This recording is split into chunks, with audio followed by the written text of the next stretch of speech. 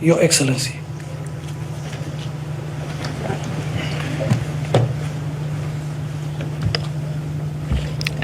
Thank you very much. We can take our seats. Cabinet Secretary, Ministry of Defense, Principal Secretary and staff, Chief of the Defense Forces, retired Chiefs of Defense Forces, Service Commanders, General Officers, retired General Officers and Service Personnel, distinguished guests, ladies and gentlemen. It gives me great pride and honor to join you today here at Moi Barracks, Eldoret, as we mark the Kenya Defense Forces Day. This occasion is a moment of deep national pride, a day when we pause as a nation to honor our gallant men and women in uniform, officers whose enduring courage and steadfast devotion to duty have safeguarded our sovereignty, upheld our security, and advanced our stability and prosperity. Today's celebrations, guided by the theme enhancing a soldier-centric approach towards mission readiness for national security and development, comes at a defining moment, capturing both the spirit of our times and the enduring call to place the soldier at the heart of our national security and development agenda. We are reminded that the true heart of our national defense lies not only in our weapons or technology, vital though they are, but in the courage, welfare, and the unwavering readiness of the Kenyan soldier. It is the soldier who stands as the living shield of our sovereignty, the steadfast pillar upon which our security progress and national destiny are built. At the core of our celebration today, ladies and gentlemen, is the recognition of the immense sacrifices made by our soldiers. Every soldier who dons the Kenyan uniform carries the hopes, safety, and dignity of millions of our citizens. They operate in punishing terrains, enduring long separations from their families, and face danger with extraordinary courage. We cannot forget our brave heroes and heroines who have paid the ultimate price in the line of duty, defending our borders, securing our communities from the threat of terrorism, and serving in peace support operations beyond our borders. Their memory is etched in the conscience of our republic. We owe an unending debt of gratitude to them and to their families, whose sacrifice continues to inspire our nation's resolve. As Commander-in-Chief, I solemnly reaffirm the government's resolute commitment to honoring their service through devoted care and support for their dependents. Ladies and gentlemen, mission readiness is measured by the strength of the men and women in uniform, their physical fitness, psychological resilience, moral grounding, and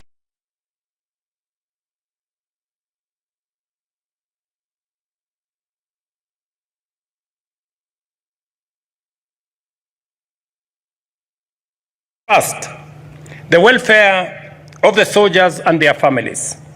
We have expanded healthcare in military facilities, accelerated housing projects across services, bases, and barracks, and enhanced family support programs. When a soldier has the comfort of knowing that family is safe and supported, they serve with sharper focus, greater courage, and unshakable resolve. Second, we are investing heavily in training and professional development. We have upgraded training facilities, integrated advanced simulation technologies, and deepened professional military education. Through collaboration with allied nations, our troops now inside the best, mastering both conventional and modern forms of warfare. Third, we are modernizing our equipment and technology. Bravery alone does not win battles. Preparedness does. The government has fast-tracked the acquisition and modernization of defense systems, improved mobility platforms, and strengthened cyber and intelligence capabilities. The battlefield is changing rapidly, and Kenya must always remain a step ahead of emerging threats. Fourth, we are reinforcing psychological and spiritual support. Mission readiness demands inner peace and strength as much as physical endurance.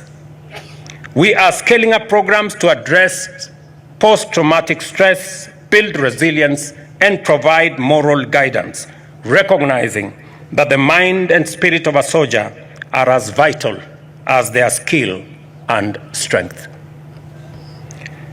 Ladies and gentlemen, the Kenya Defense Forces now stand as a pivotal crossroads in history. The world around us is transforming from cyber warfare and terrorism to violent extremism, climate-driven security risks, and transnational organized crime around us.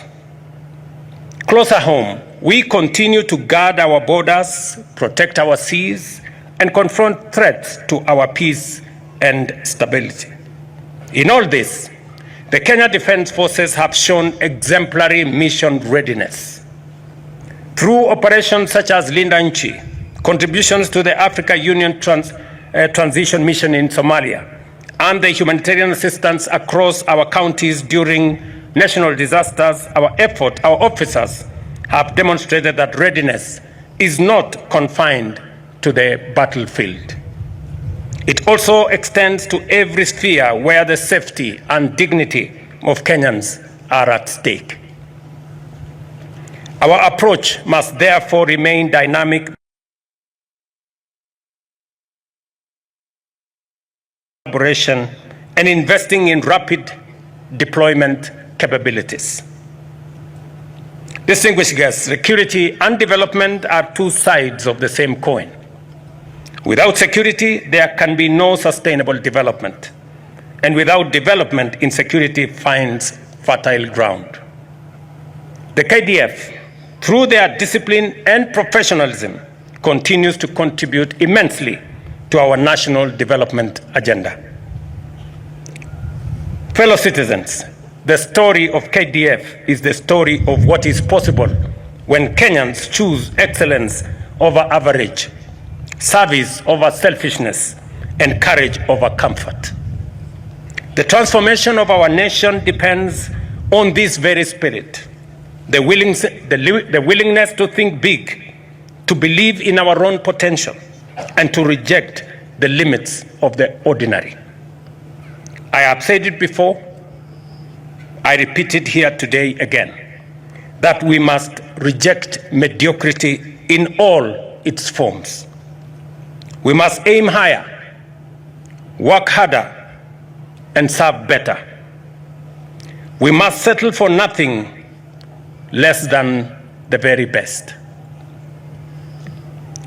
Kenya Defense Forces are our heroes and patriots who continue to serve our beloved country with unmatched efficiency, discipline, and commitment. The KDF has remained a shining symbol of professionalism and integrity, not only in protecting our sovereignty, but also in driving the very transformation of our nation. Across Kenya, the fingerprints of the KDF are everywhere. You have built roads that connect communities and open new frontiers of opportunity. You have supported the construction of hospitals and schools that give life and hope to our people. You have played a pivotal role in iconic infrastructure projects such as Talanda Stadium, embodying our belief in talent, excellence, and national pride. In the North Rift, your courage and discipline have restored peace and order, allowing families and businesses to thrive once again. Our soldiers have also been instrumental in disaster response, medical outreaches, and environmental conservation efforts, such as tree planting, all of which strengthen our national resilience and defense. We shall continue to harness the skills and expertise of the Kenya Defence Forces in nation-building projects, whether in housing, manufacturing, innovation, or national infrastructure. And I'm very proud that finally we will have the Ulinzi Construction Company that will have all the capabilities for us to have KDF undertake construction of roads, bridges, houses, especially in difficult areas of our nation. I have committed to the KDF fraternity that the government of Kenya is going to put at their disposal all the equipment necessary for us to realize this vision, because we want to establish bases in some of the difficult areas in Kenya, in Turkana, in West Pokot, in northern Kenya, and many other areas that are of necessity to be able to protect our country. We shall also continue to deepen defense cooperation with regional and international partners, strengthen our interoperability, and enhance intelligence gathering. These partnerships not only improve our mission readiness, but also elevate Kenya's role as a responsible and respected member of the international community. As President and Commander-in-Chief, I am proud of what you have achieved, not only because you serve with honor, but also because your work gives life to the government's vision of a transformed and prosperous Kenya. You are builders of the Kenya we dream of, a Kenya that is modern, united, secure, and full of possibility. To the men and women of the Kenya Defence Forces, your patriotism, discipline, and professionalism inspired this great republic. You remind us that Kenya's destiny will not be achieved by half measures, but by total dedication to duty and to one another. As I said, we must believe in God, we must believe in ourselves, and we must believe in our country. It is the ingredients that will inspire us to move this nation from a third world country to a first world country in our lifetime. With the example that has been set by the Kenya Defence Forces, it expands the horizon of possibilities that can be achieved by our nation, Kenya. KDF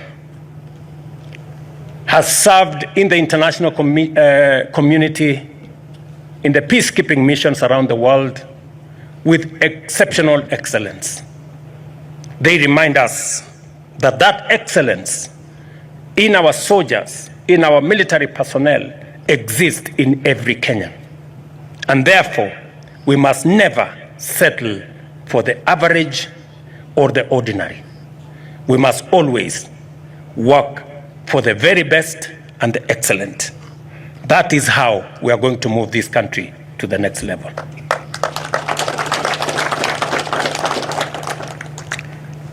As Commander-in-Chief, I thank you for standing tall for Kenya, for building, protecting, and transforming our nation with excellence and pride. As I donned this Commander-in-Chief uniform today,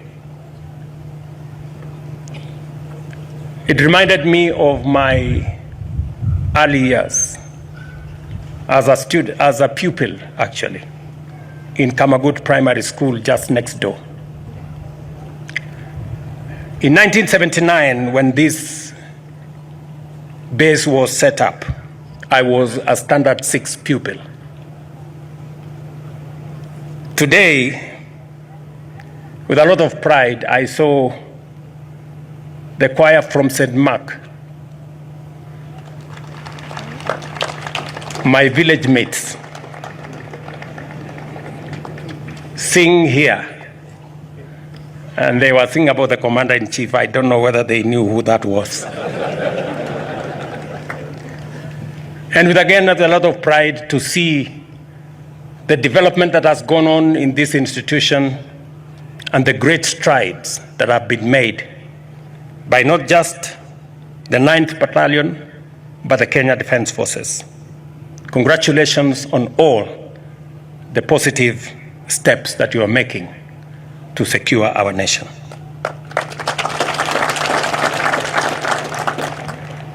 Once upon a time, I watched as a pupil, as there was training of soldiers around this compound. We saw them carry huge logs on their shoulders, go through what is making steps, positive steps. Ladies and gentlemen, the soldiers' mission is not theirs alone. It is ours collectively as a nation. Every citizen has a role in safeguarding peace and stability. Communities must work with our security agencies to identify and report threats. Civil institutions must complement military efforts through dialogue, education, and economic empowerment. Political leaders must guard against divisive rhetoric and instead strengthen national unity. Today, I call upon every Kenyan to stand firmly behind the Kenya Defence Forces. Let us accord them the respect, cooperation, and gratitude they so richly deserve. As we celebrate this year's KDF Day, let us remember that at the center of our national defense stands the soldier, courageous, resilient, and devoted. Our collective commitment as government and citizens is to ensure that every soldier is trained, equipped, supported, and honored. To every member of the Kenya Defence Forces, I say this: you are the shield and sword of our republic. You carry the hopes of generations, the pride of our people, and the dignity of our flag. To the families, and this morning I was reminded that soldiers enlist, families serve. To the families of our distinguished soldiers, therefore, receive our deepest gratitude for supporting these brave warriors throughout their journey of service to the nation and to humanity. I thank you all. Have a great KDF Day. Thank you very much, and God bless you.